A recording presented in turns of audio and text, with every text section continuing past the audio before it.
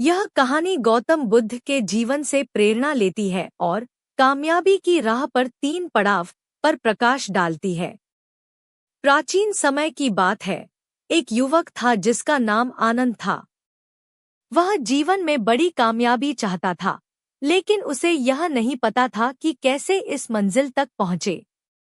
एक दिन उसने सुना कि महान संत गौतम बुद्ध अपने शिष्यों को उपदेश दे रहे हैं। आनंद ने तुरंत बुद्ध के पास जाने का निश्चय किया और उनसे अपने मन की दुविधा साझा की। पहला पड़ाव, लक्ष्य की पहचान। आनंद ने गौतम बुद्ध से पूछा, महात्मन, मैं जीवन में कामयाब होना चाहता हूँ। कृपया मुझे मार्ग दिखाएं। बुद्ध मुस्कुराए और बोले, कामयाबी की पहली शर्त यह है कि तुम जानो कि तुम्हारा लक्ष्य क्या है। बिना उद्देश्य के यात्रा की दिशा तय नहीं होती। गौतम बुद्ध ने उसे बताया कि जैसे एक तीर को निशाने पर पहुंचने के लिए सही दिशा में छोड़ना होता है, वैसे ही हमें अपने जीवन में एक स्पष्ट लक्ष्य बनाना चाहिए। आनंद ने इस पर विचार किया और अपने जीवन का उद्देश्य तय किया। दूसरा पड़ाव, अनुशासन और धैर्य। अब आनंद ने अपना लक्ष्य तो तय कर लिया था, लेकिन उसे वहां तक पहुंचने का मार्ग कठिन दिखाई दे रहा था। वह वापस बुद्ध के पास गया और बोला, महात्मन, मुझे रास्ता तो दिख गया है, परंतु इसे तय करना बहुत कठिन लगता है। बुद्ध ने समझाते हुए कहा, कोई भी रास्ता सरल नहीं होता, लेकिन अनुशासन और धैर्य से हम कठिन रास्तों को भी पार कर सकते हैं। बुद्ध ने आनंद को धैर्य के महत्व पर जोर दिया और समझाया कि यदि हम अपने कार्य को नियमित रूप से और ईमानदारी से करते हैं, तो मुश्किलें आसान लगने लगती हैं। आनंद ने बुद्ध के इस उपदेश को अपने जीवन में उतार लिया और अपने लक्ष्य की ओर अनुशासन के साथ बढ़ने लगा। तीसरा पड़ाव, आत्मसंतुष्टि और सेवा। आखिरकार कई कठिनाइयों का सामना करने के बाद आनंद अपने लक्ष्य तक पहुंच गया, लेकिन वह अभी भी संतुष्ट नहीं था। उसके मन में एक अजीब सी खालीपन थी। उसने बुद्ध से अपनी चिंता साझा की, महात्मन, मैंने अपने लक्ष्य को प्राप्त कर लिया है, लेकिन मुझे अब भी खुशी नहीं मिल रही है। बुद्ध ने हंसते हुए कहा, सच्ची कामयाबी वही है जिसमें न केवल तुम संतुष्ट हो, बल्कि दूसरों का भला भी हो। आत्मसंतुष्टि और सेवा से ही मन की शांति मिलती है। बुद्ध के इन शब्दों को सुनकर आनंद ने निर्णय लिया कि वह अपने ज्ञान और अनुभव से दूसरों की सहायता करेगा। उसने अपनी सफलताओं को दूसरों के जीवन में खुशियां लाने का माध्यम बना लिया। इस प्रकार आनंद ने कामयाबी की राह पर चलते हुए 3 महत्वपूर्ण पड़ावों को पार किया, लक्ष्य की पहचान, अनुशासन और धैर्य, और आत्मसंतुष्टि और सेवा। इस यात्रा ने उसे सच्ची कामयाबी का एहसास कराया, जिससे उसका जीवन सार्थक हो गया। आनंद ने अपने जीवन में बुद्ध के उपदेशों को अपना लिया था और सच्ची खुशी और संतोष का अनुभव कर रहा था। लेकिन एक दिन उसे एक और दुविधा का सामना करना पड़ा। उसने देखा कि जीवन में उतार चढ़ाव लगातार आते रहते हैं और हमेशा शांति बनाए रखना आसान नहीं होता। कभी कभी लोग उसे नीचा दिखाने की कोशिश करते, तो कभी अपने ही संदेह उसे घेर लेते। वह एक बार फिर बुद्ध के पास गया और अपनी उलझन को साझा किया। उसने कहा, महात्मन, मैंने कामयाबी और शांति के रास्ते पर चलना सीख लिया है, परंतु जीवन में चुनौतियां फिर भी आती रहती हैं। क्या इस तरह की कठिनाइयों का अंत नहीं हो सकता? चौथा पड़ाव, स्वीकार्यता और संतुलन। बुद्ध ने आनंद की बातों को ध्यान से सुना और उत्तर दिया, तुमने लक्ष्य, अनुशासन और सेवा का महत्व तो समझ लिया है, लेकिन जीवन में शांति और कामयाबी को बनाए रखने के लिए एक और गुण जरूरी है, स्वीकार्यता और संतुलन। यह दुनिया बदलती रहती है, लोग बदलते हैं, हालात बदलते हैं। हमें इन परिवर्तनों को स्वीकार करना और खुद को संतुलन में रखना आना चाहिए। बुद्ध ने समझाया कि जिस प्रकार एक विशाल वृक्ष आंधी तूफान में भी अपनी जड़ों से मजबूती से जुड़ा रहता है, उसी प्रकार हमें भी अपने मन को स्थिर रखना सीखना चाहिए। अगर हम हर छोटी बड़ी चीज से विचलित होने लगेंगे तो संतोष और शांति खो बैठेंगे। आनंद ने यह समझा कि असली शांति बाहरी चीजों में नहीं बल्कि हमारे भीतर होती है। इस उपदेश से आनंद ने सीखा कि जीवन की हर परिस्थिति में शांत, संतुलित और सहनशील बने रहना चाहिए।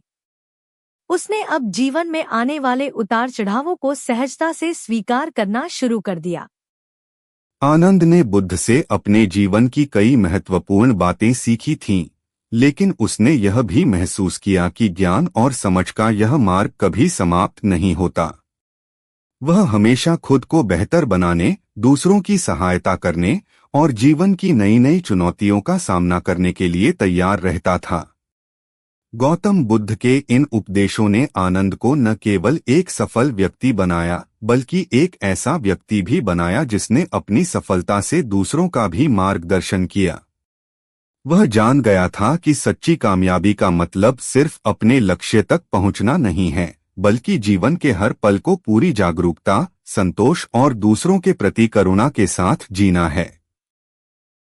आनंद ने बुद्ध के उपदेशों के अनुसार जीवन जीना शुरू किया था, लेकिन वह जानता था कि हर पल अपने भीतर नई सीख, नई चुनौतियां और नई संभावनाएं लेकर आता है। एक दिन बुद्ध ने अपने शिष्यों के साथ एक सभा की और आनंद से पूछा, क्या तुमने जीवन का वास्तविक अर्थ समझ लिया है? आनंद ने विनम्रता से उत्तर दिया, महात्मन, आपने मुझे जीवन के 4 महत्वपूर्ण पाठ सिखाए: लक्ष्य की पहचान, अनुशासन और धैर्य, आत्मसंतुष्टि और सेवा, और स्वीकार्यता व संतुलन। लेकिन मैं समझता हूँ कि जीवन की यह यात्रा अभी भी अधूरी है। हर अनुभव मुझे कुछ नया सिखाता है। 5वां पड़ाव, निस्वार्थ प्रेम और करुणा। बुद्ध ने मुस्कुराते हुए आनंद से कहा, तुम्हारी यात्रा में एक और महत्वपूर्ण पड़ाव है, निस्वार्थ प्रेम और करुणा। कामयाबी का असली अर्थ तब है जब हम न केवल अपने लिए बल्कि दूसरों के कल्याण के लिए भी कार्य करें। जब हमारा हृदय करुणा से भर जाए, तब हमें सच्चे अर्थों में शांति का अनुभव होता है। बुद्ध ने समझाया कि करुणा का अर्थ केवल दूसरों के प्रति सहानुभूति नहीं है, बल्कि उनकी कठिनाइयों को दूर करने का प्रयास करना है। आनंद ने बुद्ध के इस उपदेश को दिल से अपना लिया और हर किसी की सहायता करने का प्रण लिया, चाहे वे उसे जानते हों या नहीं। उसने अपने जीवन को करुणा के मार्ग पर चलते हुए दूसरों के लिए समर्पित कर दिया। अपने ज्ञान और अनुभवों को समाज के हित में बांटना उसका उद्देश्य बन गया। आनंद ने जाना कि निस्वार्थ प्रेम और करुणा से भरा जीवन ही सबसे मूल्यवान होता है और यही असली कामयाबी का मापदंड है। 6वां पड़ाव, स्वयं के अहंकार का त्याग। आनंद ने जब निस्वार्थ प्रेम और करुणा का मार्ग अपनाया तो उसे कई बार प्रशंसा मिली और उसकी प्रसिद्धि भी बढ़ने लगी। लेकिन एक दिन उसने महसूस किया कि उसके भीतर कहीं एक छोटा सा अहंकार उत्पन्न हो रहा है जो उसे भीतर से कमजोर बना रहा है। वह बुद्ध के पास पहुंचा और इस नई उलझन को उनके सामने रखा। बुद्ध ने उसे समझाया, असली कामयाबी तब है जब तुम्हारे भीतर कोई अहंकार न बचे। अहंकार मनुष्य को उसके असली स्वभाव से दूर कर देता है। इसे त्याग कर ही हम पूरी तरह से मुक्त हो सकते हैं और अपने सच्चे सुख को पहचान सकते हैं। आनंद ने यह समझ लिया कि आत्ममूल्यांकन और विनम्रता के बिना उसकी यात्रा अधूरी है। उसने अपने भीतर के अहंकार को त्यागने का प्रयास किया और एक सच्चे संतोष का अनुभव किया।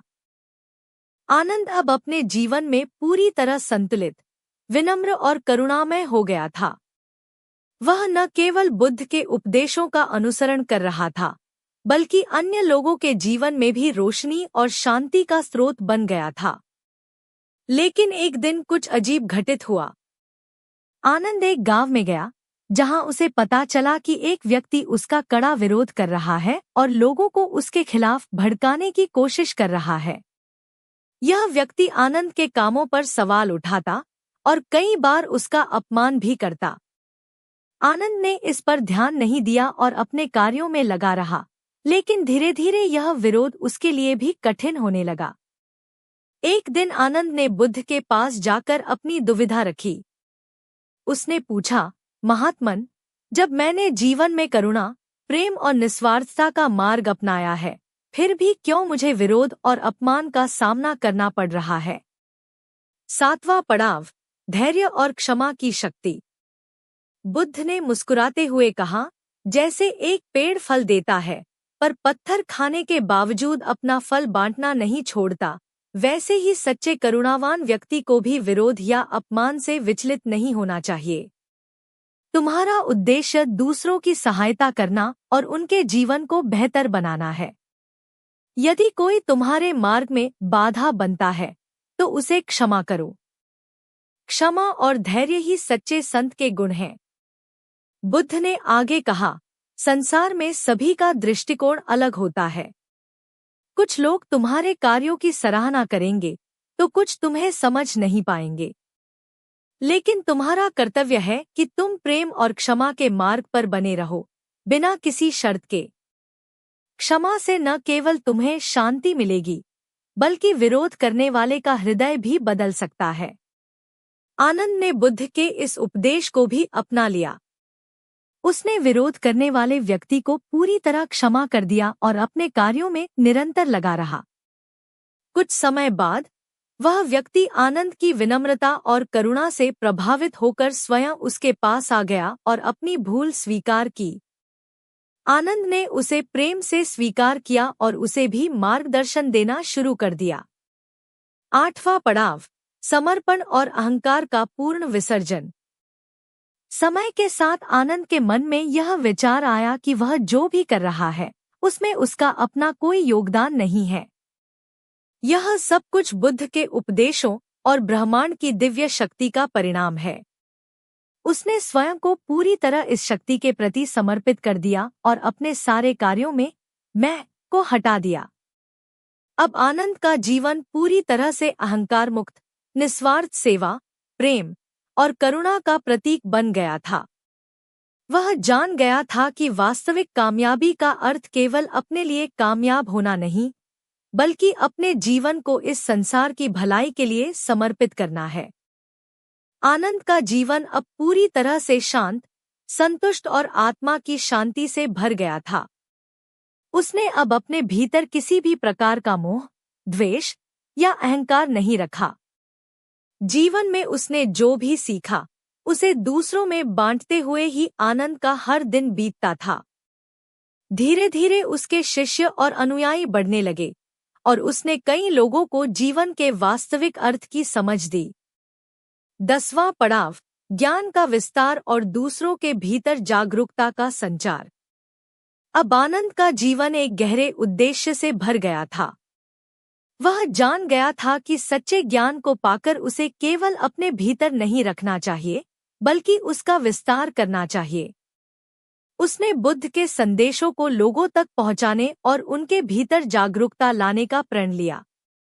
वह गांव-गांव में जाकर लोगों को जीवन के सरल लेकिन गहरे अर्थ समझाने लगा। उसने सिखाया कि सच्ची कामयाबी किसी भी बाहरी चीज में नहीं, बल्कि हमारे भीतर होती है। लोग उसके उपदेशों से प्रेरित होने लगे और उनके जीवन में भी बदलाव आने लगे। आनंद ने महसूस किया कि हर व्यक्ति में सीखने और बेहतर बनने की क्षमता होती है, बस उसे एक सही मार्गदर्शन की आवश्यकता होती है। धीरे धीरे आनंद के उपदेश और बुद्ध के संदेश हर तरफ फैलने लगे और लोगों के जीवन में स्थायी परिवर्तन लाने लगे। 11वां पड़ाव, परमार्थ और